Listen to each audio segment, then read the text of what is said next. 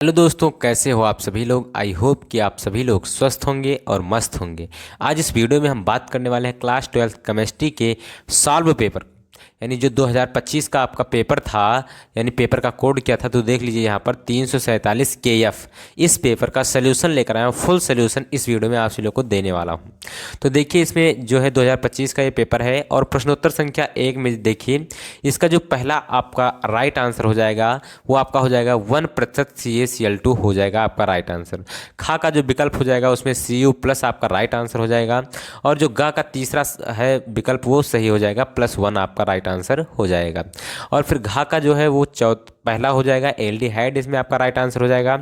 और अंगा का जो है वो चौथा हो जाएगा, यानी जो आपका एमीन प्राप्त होना था वो कितने प्रकार के, तो 4 प्रकार के एमीन संभव है उसमें।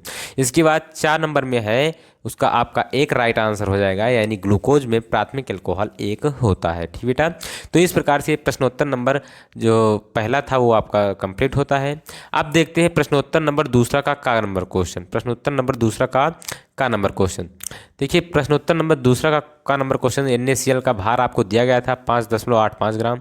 NaCl का अणुभार मैंने ज्ञात कर लिया। फिर NaCl विलयन का आयतन आपको दिया गया था, कितना दिया गया था 200 ml। NaCl का मोल मैंने ज्ञात कर लिया। फिर मोल ज्ञात करने के बाद जब 0.1 मोल आ गया तब इसके बाद आपको क्या करना है, देखिए यहाँ पर। तो इसके बाद आपको फार्मूला लगा देना है। कौन सा फार्मूला, तो विलयन की मोलरता का फार्मूला लगा देना है। लगा दिया मैंने फार्मूला, NaCl का मोल बटे विलयन का आयतन ml में गुणे 1000। तो मान रख दिया, उसके बाद जब गुणा किया तो कितना आ गया 0.5 मोल प्रति लीटर आपका राइट आंसर आ गया। ठीक बेटा, इसके बाद आगे देखते हैं प्रश्नोत्तर नंबर दूसरा का खा कह रहा था, देख लीजिए क्वेश्चन कह रहा था कि Mn2+ जो है वो क्या है, Mn3+ से अधिक स्थायी क्यों है। तो यहाँ पर लिख दिया है मैंने कि हम जानते हैं कि आधे और पूरे भरे हुए कक्षक अधिक स्थायी होते हैं। तो Mn2+ में 3D पर 5 इलेक्ट्रॉन है जो कि आधा भरा हुआ है, इसलिए Mn3+ अपेक्षाकृत Mn3+ आयन की अपेक्षा Mn2+ आयन के अधिक स्थायी होते हैं। ठीक बेटा, इसके बाद आपको यहाँ पर क्या कर देना है, देख लीजिए। तो इसके बाद यहाँ पर आपको इलेक्ट्रॉनिक विन्यास कर देना है। इलेक्ट्रॉनिक विन्यास करके आपको दिखा देना है कि इसका कक्षक अर्धपूर्ण भरे हुए हैं और ये अपूर्ण है, तो इसलिए ये कम अस्थायी है और ये अधिक अस्थायी होगा। ठीक बेटा, आगे देखते हैं अगला क्वेश्चन नंबर दूसरा नंबर का गा नंबर क्वेश्चन। क्या कह रहा था दूसरा नंबर का गा, कि आपसे पूछ रहा था द्विक लवण और संकुल लवण में दो दो उदाहरण देते हुए अंतर समझाइए। तो द्विक लवण में देख लीजिए ये ठोस अवस्था में स्थायी होते हैं, जबकि विलयन में अपने अवयव में अपघटित हो जाते हैं। और इसमें क्या होता है, ये दोनों अवस्थाओं में अपना अस्तित्व बनाए रखते हैं। इसमें क्या होता है, द्विक लवण में धातुएं अपनी सामान्य संयोजकता प्रदर्शित करती हैं और इनमें धातु की संयोजकता सामान्य से अधिक भी हो सकती है। इसके बाद उदाहरण देने को कहा था, तो उदाहरण आपको 2 यहाँ पर मैंने लिख दिया है, उदाहरण आप देख सकते हैं। इसके बाद क्वेश्चन नंबर जो चौथा था, दूसरा का जो घा नंबर था वो क्या कह रहा था, तो एथिल ब्रोमाइड की कोई एक नाभिक प्रतिस्थापन अभिक्रिया पूछ रहा था। तो यहाँ पर देखिए एथिल ब्रोमाइड की एक नाभिक स्थिर प्रतिस्थापन अभिक्रिया मैंने कर दिया है, आप अच्छे से देख सकते हैं। इसके बाद आगे देखते हैं तीसरे नंबर क्वेश्चन के बारे में। तीसरा नंबर जो क्वेश्चन है वो क्या कह रहा है, देख लीजिए। तो तीसरा नंबर क्वेश्चन कह रहा है आपको मोल प्रभाव तापमान ज्ञात करना था, किस ताप पर जो था उसका प्रासरण दाब इतना होगा। तो आपको जितना कुछ दिया था वो मैंने लिख दिया है। उसके बाद फिर फार्मूला लगा दिया है, आप अच्छे से देख सकते हैं। फार्मूला लगाने के बाद मैंने टी का मान ज्ञात किया है, देखिए कितने आसानी से टी का मान ज्ञात हो गया है। देखिए यहाँ पर 306.94 केल्विन आ गया है। इसके बाद जो अगला क्वेश्चन था तीसरा का खा नंबर, वो क्या कह रहा था, तो क्लोरोबेंजीन से आपको क्या कराना था, कोई फिनाल बनाने की कोई एक रासायनिक अभिक्रिया आपको लिखना था। तो देखिए क्लोरोबेंजीन से मैंने एक फिनाल निर्माण कर दिया है, रासायनिक समीकरण मैंने लिख दिया है। इसको आपको भी अच्छे से देख लेना है, आपके 2 नंबर कंप्लीट हो जाएंगे। आगे देखते हैं, अगले पेज पर चलते हैं। अगले पेज पर देखिए क्या कह रहा है, प्रश्नोत्तर नंबर तीसरे का गा कह रहा था कि एनिलीन जो था, एनिलीन उसका पीएच मान मेथिलेमीन से उच्च क्यों होता है। तो यहाँ पर मैं देखिए मैंने लिख दिया है कि एनिलीन मेथिलेमीन से अधिक दुर्बल क्षार होती है। एनिलीन में N परमाणु पर एकाकी युग्म इलेक्ट्रॉन बेंजीन वलय पर वे स्थानीयकृत हो जाते हैं, जिसके परिणाम स्वरूप नाइट्रोजन घनत्व घट जाता है। जबकि मेथिलेमिन में CH3 समूह के +I प्रभाव के कारण N परमाणु पर इलेक्ट्रॉन घनत्व बढ़ जाता है, अतः एनिलीन मेथिलेमिन से दुर्बल क्षार होता है, अतः इसका pKb का मान मेथिलेमिन से उच्च होता है। यही आपको लिखना है, आपको 2 नंबर कंप्लीट हो जाएंगे। इसके बाद पूछा गया था टॉलरेंस परीक्षण क्या है। टॉलरेंस परीक्षण क्या है और इसका परीक्षण किस प्रकार के यौगिक पर किया जाता है। तो यह परीक्षण एल्डिहाइड समूह की उपस्थिति का जांच करने के लिए किया जाता है। इस परीक्षण में टालन अवकर्मक क्रिया की क्रिया एल्डिहाइड से कराने पर रजत दर्पण प्राप्त होता है। ये रिएक्शन मैंने लिख दिया है, आपको रिएक्शन जरूर लिखना है, रिएक्शन नहीं मिस करना है। इसके बाद आता है क्वेश्चन नंबर चौथे का नंबर क्वेश्चन क्या कह रहा था। तो आपको दिया गया था कि 0.1 मोल सोडियम क्लोराइड विलयन 0.1 मोल सोडियम क्लोराइड विलयन 0.1 मोल यूरिया से अधिक प्रसारण दाब किसका होगा। तो यहाँ पर मैंने लिख दिया है 0.1 मोल सोडियम क्लोराइड का विलयन अधिक प्रसारण दाब प्रदर्शित करेगा, क्योंकि यह आयनन पर Na+ तथा Cl- 2 आयन देते हैं। जबकि अब यहाँ पर आपका क्या होना चाहिए, तो यूरिया होना चाहिए। क्या होना चाहिए, यूरिया। जबकि यूरिया जो है वो आयनन नहीं होता है। प्रासरण दाब जो है वो किस पर निर्भर करता है, तो अणुसंघ गुणधर्म का उदाहरण है, इसलिए अणुओं की संख्या पर निर्भर करता है। तो जिसकी अणुओं की संख्या अधिक होगी उसका प्रासरण दाब अधिक होगा। तो NaCl का अणुओं की संख्या अधिक होगी, इसलिए NaCl का प्रासरण दाब अधिक होगा। ठीक बेटा, आगे देखते हैं अगले क्वेश्चन पर, चौथे के नंबर क्वेश्चन पर। चौथा का नंबर क्वेश्चन आपको दिया गया है, देखिए यहाँ पर रेडॉक्स विभव पूछ रहा था। तो जब सेल में ऑक्सीकरण तथा अपचयन अपक्रिया होती है तो धातु और विलयन में मध्य स्थापित विभवांतर को हम क्या कहते हैं, रेडॉक्स विभव कहते हैं। जैसे आप देख लीजिए, जैसे में आपको दिया गया है यहाँ पर, जैसे ये रिएक्शन आपको दिया गया है, इसके बाद ई तथा इनाट में संबंध आपको लिख दिया गया है यहाँ पर, ई तथा इनाट में संबंध, ये फार्मूला आपको लिख देना है। कभी कभी निर्णय समीकरण भी पूछता है, आपको अच्छे से देख लेना है। तो रेडॉक्स विभव में जहाँ इनाट क्या है, रेडॉक्स विभव, और एन क्या है, ऑक्सीकरण कारक द्वारा ग्रहण किए गए इलेक्ट्रॉनों की संख्या है। इसके बाद आगे देखते हैं प्रश्नोत्तर नंबर चौथा का नंबर क्वेश्चन, शून्य कोटि की अपक्रिया क्या है, उदाहरण सहित आपको समझाना था। तो शून्य कोटि की अपक्रिया वह अपक्रिया जिसका वेग अपकारक की सांद्रता पर निर्भर नहीं करता है, शून्य कोटि की अपक्रिया कहलाती है। अपक्रिया का वेग समानुपाती क्या, अपकारक की सांद्रता। उदाहरण दे दीजिए H2 + Cl2 सूर्य के प्रकाश की उपस्थिति में HCl। इसके बाद चौथे नंबर का घा जो था वो क्या पूछ रहा था कि निम्नलिखित में से रंगों को पहचानिए, विलयनों के रंगों को पहचानिए। तो Zn2+ जो है वो रंगहीन है। उसके बाद Cu2+ जो है वो रंग है, उसका रंग कैसा है, तो उसका रंग नीला है। उसके बाद Cu+ जो है वो रंगहीन है। ठीक बेटा, आगे देखते हैं अगले पेज पर। अगले पेज पर क्वेश्चन है पांचवा का नंबर। आपको क्वेश्चन दिया गया था, इसमें आपको क्या याद करना था, तो इलेक्ट्रॉन विभव याद करना था, यानी ई सेल इनार्ट सेल याद करना था। तो देखिए सबसे पहले आपको ये रिएक्शन लिखना है। देखिए अच्छे से आप देख लीजिए, मैंने इसे जूम कर दिया है, आप अच्छे से इसे देख सकते हैं क्या क्या किया है। बिल्कुल सिंपल सा है, रिएक्शन लिखने के बाद आपको दिया गया था क्वेश्चन भी आप साथ में लेकर इसे सॉल्व कर सकते हैं। बिल्कुल आसान विधि से मैंने इसे सॉल्व कर दिया है। इसके बाद आपका यहाँ पर देखिए इतना आ जाएगा, और इतना आने के बाद आपका ये फार्मूला लग जाएगा। फार्मूला कौन सा लगेगा, तो ये वाला फार्मूला लगेगा, और आपका राइट आंसर आपका प्राप्त हो जाएगा। ठीक बेटा, यहाँ पर 0.46 वोल्ट आपका आंसर आ गया है। आगे देखते हैं अगला नंबर क्वेश्चन नंबर 5 का नंबर क्वेश्चन। आणविकता से आप क्या समझते हैं, उदाहरण से समझाइए। तो यहाँ पर मैंने लिख दिया है, किसी रासायनिक अपक्रिया में भाग लेने वाले अपकारक अणुओं की संख्या को अपक्रिया की आणविकता कहते हैं। उदाहरण आपको दिया गया है अमोनियम नाइट्राइड H2O इसमें क्या है, अपकारक अणु 1 है, इसलिए इसकी आणविकता क्या हो जाएगी, 1 हो जाएगी। आगे अगला नंबर क्वेश्चन जो है वो क्या है, पांचवे का ग नंबर क्वेश्चन। पांचवे का ग नंबर क्वेश्चन कह रहा था कि क्या आपसे पूछा गया था कि 2 यौगिक आपको दिए गए थे संकुल यौगिक, और इसमें पूछ रहा था कि इसमें किस प्रकार का समय होता है।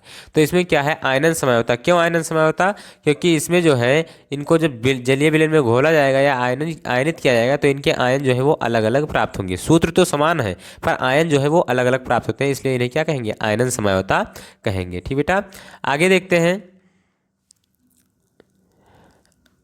आगे देखने के लिए नेक्स्ट पेज पर चलना होगा, तीसरे नंबर पेज पर। तीसरे नंबर पेज पर देखते हैं क्या है। देखिए प्रश्नोत्तर नंबर पांचवे का घ नंबर क्वेश्चन। देखिए क्या है पांचवे का घ, तो फेहलिंग विलयन आपसे पूछा गया फेलिंग विलेन किस प्रकार के यौगिकों का पहचान किया जाता है। तो फेलिंग विलेन शर्करा युक्त यौगिक यानी ग्लूकोज की पहचान में प्रयुक्त किया जाता है। जब फेलिंग अपकर्मक को ग्लूकोज की जलीय विलेन में डालकर गर्म किया जाता है तो क्यूप्रस ऑक्साइड का लाल अवक्षेप प्राप्त होता है। किसका? क्यूप्रस ऑक्साइड का लाल अवक्षेप प्राप्त होता है। रिएक्शन यहाँ पर देखिए मैंने लिख दिया है, आपको रिएक्शन अच्छे से तैयार करना क्योंकि रिएक्शन से ही ज़्यादा नंबर मिलते हैं। आगे देखते हैं। देखिए आईपीएसी नाम लिखना था, तो आईपीएसी नाम पहला का है 4 ब्रोमो पेंट 2 इन, दूसरे में है 1 ब्रोमो 3 मेथिल प्रोपेन। लेकिन कब होगा? उसमें जो था वो एक एच नहीं दिया गया, तो यहाँ पर मैंने लिख दिया बीच में, बीच वाले सी में एक एच परमाणु जोड़ने पर ये नाम हो जाएगा।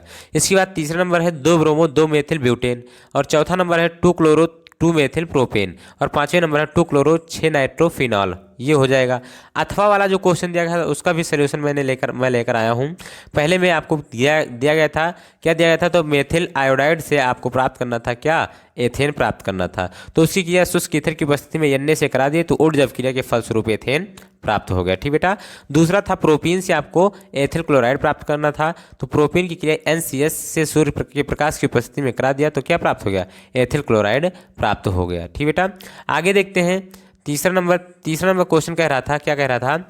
आपको प्राप्त करना था प्रोपीन से आइसोप्रोपिल, तो प्रोपीन लिया, उस पर HBr की क्रिया करा दिया और क्या प्राप्त हो गया? आइसोप्रोपिल प्राप्त हो गया। इसके बाद अगला क्वेश्चन जो है वो क्या कह रहा है, देखिए ब्यूटीन 1 से 1 ब्रोमो ब्यूटेन प्राप्त करना था, तो यहाँ पर देखिए बिल्कुल सिंपल से मैंने क्या लिया? ब्यूटीन 1 लिया, HBr लिया, पेरोक्साइड ले लिया और 2 ब्रोमो ब्यूटेन प्राप्त हो गया। ठीक बेटा। इस प्रकार से आपको ये जो छठवां नंबर क्वेश्चन था वो उसका का नंबर वो सॉल्व होता है। अब यहाँ बचा देखिए, इसमें प्रोपीन से आपको क्या प्राप्त करना था? तो प्रोपाइन प्राप्त करना था। प्रोपीन से पहले क्रिया कराया गया Br2 से CCl4 की उपस्थिति में, तो 1,2 ब्रोमो प्रोपेन प्राप्त हुआ। उसके बाद इसकी क्रिया किससे कराया गया? जलीय KOH से करा दिया गया, तो क्या प्राप्त हो गया? प्रोपाइन प्राप्त हो गया। ठीक बेटा। आगे देखते हैं प्रश्नोत्तर नंबर 6 का खा नंबर क्वेश्चन। 6 का खा क्या कह रहा था? टाइलून से बेंजोइक अम्ल प्राप्त करने की विधि। तो यहाँ से देखिए टाइलून से क्या प्राप्त होगा? बेंजोइक अम्ल। यानी आपसे कह रहा था कि आपको यौगिक दिए गए थे और उनसे आपको प्राप्त करना था कार्बोक्सिलिक अम्ल, तो टाइलून से प्राप्त करना था, तो टाइलून से मैंने कार्बोक्सिलिक अम्ल प्राप्त किया। एथेन नाइट्राइल से फिर प्राप्त कर दिया कार्बोक्सिलिक अम्ल, उसके बाद एथेनमाइड से कार्बोक्सिलिक अम्ल प्राप्त कर दिया। इसके बाद आगे देखते हैं एथेन एमाइड से, उसके बाद ग्रिग्नार्ड अपकर्मक से कह रहा था RMgX से, तो इससे भी प्राप्त हो गया। इसके बाद आपको बेंजोइक एनहाइड्राइड से कहा था, तो इससे भी प्राप्त कर दिया गया। इसके बाद अथवा नंबर क्वेश्चन जो था वो क्या था? अथवा नंबर क्वेश्चन उसे देखते हैं। अथवा में था डाई एथिल ईथर की क्रिया उच्च ताप पर HI से कराने पर, अधिक में कराने पर एथिल आयोडाइड प्राप्त होता है।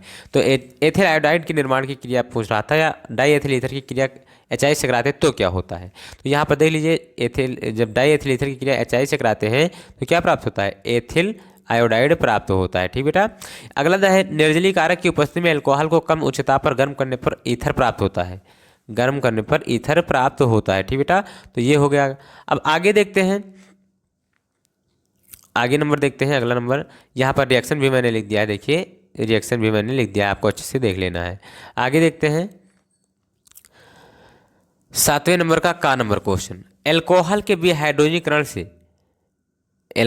विहाइड्रोजीकरण से एल्डिहाइड प्राप्त होता है। क्या प्राप्त होता है? एल्डिहाइड प्राप्त होता है। यहाँ पर देखिए रिएक्शन मैंने कर दिया है। उसके बाद एल्डोल संघनन क्या होता है? तो मैंने यहाँ पर डेफिनेशन भी लिख दिया है एल्डोल संघनन का, कि वे कार्बनिक यौगिक जिनमें अल्फा हाइड्रोजन परमाणु होता है NaOH की उपस्थिति में संघनित होकर एल्डोल देते हैं, और यह अपक्रिया एल्डोल संघनन अपक्रिया कहलाती है। रिएक्शन मैंने यहाँ पर देखिए लिख दिया है, आपको अच्छे से तैयार कर लेना है। ठीक बेटा।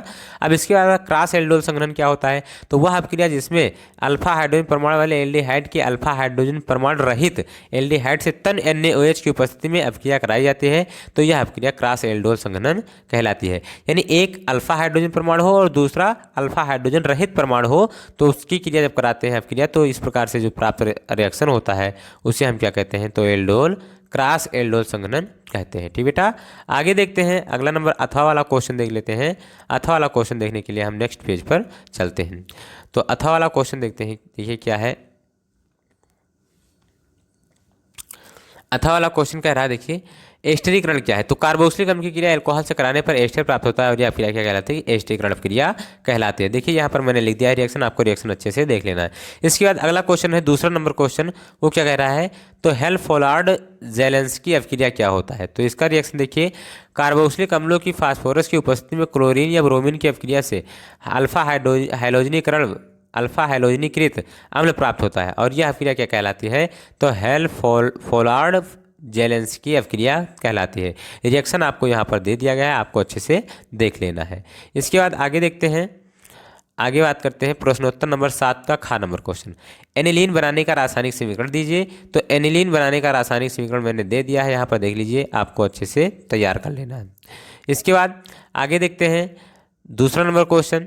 आपको एनिलीन क्या था, एनिलीन की क्रिया इससे करना था, तो मैंने कर दिया है। क्लोरोफार्म KOH की उपस्थिति में क्लोरोफार्म से तो क्या प्राप्त हुआ है, तो फेनिल आइसोसाइनाइड प्राप्त हुआ है। दूसरा, एनिलीन की क्रिया ग्रिनाइड अपकर्मक से कराना था, तो क्या प्राप्त हुआ है, एथेन प्राप्त हुआ है। इसके बाद एनिलीन की क्रिया किससे कराना था, ब्रोमीन जलीय ब्रोमीन से कराना था, तो आपका प्राप्त हुआ 2,4,6 ट्राइब्रोमो एनिलीन प्राप्त हुआ है। इसके बाद एनिलीन की क्रिया किससे कराना था, तो एनिलीन की क्रिया इसके बाद कराना था किससे, तो एनिलीन की क्रिया आपको कराना था NaNO2 तथा HCl से। तो सबसे पहले NaNO2 HCl की क्रिया कराएंगे आपस में, तो HNO2 प्लस NaCl प्राप्त होगा। अब इसकी क्रिया कराएंगे तो एरिल डाई एजोनियम क्लोराइड प्राप्त हो जाएगा। इस प्रकार से ये कंप्लीट होता है। अथवा वाला क्वेश्चन भी देख लेते हैं। अथवा वाले क्वेश्चन में युग्मन अपक्रिया क्या है, तो डाई एजोनियम लवणों की फिनालो तथा एरोमेटिक एमिनो के साथ अपक्रिया कराने पर इस सूत्र के एजो यौगिक बनते हैं और यह अपक्रिया क्या कहलाती है, युग्मन अपक्रिया कहलाती है। ठीक बेटा, तो इस प्रकार से ये हो गया। आगे देखते हैं अगला क्वेश्चन क्या, अगला जो है वो रिएक्शन इसका क्या है, उसके बाद क्वेश्चन क्या था। तो इसका जो रिएक्शन था देख लीजिए, यहाँ पर लिख दिया है मैंने, आपको अच्छे से तैयार कर लेना है। इसके बाद अमीनो अपघटन क्या होता है, तो वह अपक्रिया जिसमें एल्किल या एरिल हैलोजन अणु में या अल्कोहल या फिनाल के हाइड्रॉक्सिल समूह विस्थापन एमिनो समूह द्वारा होता है, तो अल्कोहलीय अमोनिया अभिकर्मक प्राप्त होता है, जिसे अमीनो अपघटन कहते हैं। इसके बाद रिएक्शन आपको देख लेना है। रिएक्शन जो है वेरी वेरी मोस्ट इंपॉर्टेंट है। देखिए रिएक्शन मैंने कर दिया है, प्राथमिक द्वितीयक तृतीयक एमीन प्राप्त होते हैं इसमें। इसके बाद आता है अगला क्वेश्चन, ग्रेवियल थैलेमाइड संश्लेषण, ये क्या होता है, तो ग्रेवियल थैलेमाइड संश्लेषण। देखिए थैलेमाइड की क्रिया क्षारीय माध्यम में एल्किल हैलाइड से कराने पर 1 डिग्री एमीन प्राप्त होता है और यह अपक्रिया ग्रेवियल थैलेमाइड अपक्रिया कहलाती है। रिएक्शन देख लीजिए, यहाँ पर मैंने लिख दिया है। तो इस प्रकार से जो आपका ये पेपर था वो सॉल्व हो चुका है। जितने भी क्वेश्चन थे अथवा करके थे, उन सभी क्वेश्चनों को मैंने सॉल्व कर दिया है। तो आप इसे मिलाकर देख सकते हैं कि मैंने कितने प्रश्न जो थे वो सॉल्व कर पाए हैं और कितने प्रश्न अच्छे सही से गए हैं। ठीक बेटा, तो अब हम मिलते हैं नेक्स्ट वीडियो में मज़ेदार एवं धमाकेदार वीडियो के साथ। तब तक के लिए Jai Hind, love you, bye bye, take care.